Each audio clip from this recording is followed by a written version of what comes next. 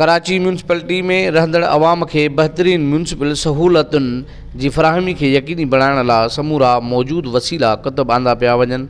उन सां गॾु सेहत, तालीम ऐं रांदियुनि समेत मयारी सहूलतुनि जी फराहमी के यकीनी बनायो पियो वञे।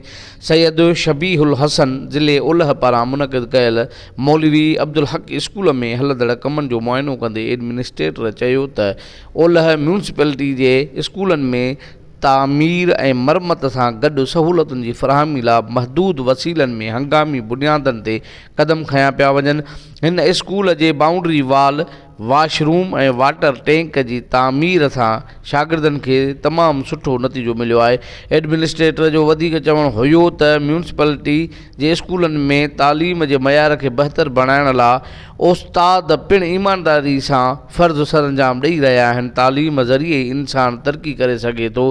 तालीम ज़रिए ई इंसानु मुस्तक़बिल जे चैलेंजनि खे ई मुंहुं ॾेई सघे थो, समाज में पंहिंजो जाइज़ मक़ाम हासिलु करे सघिजे थो।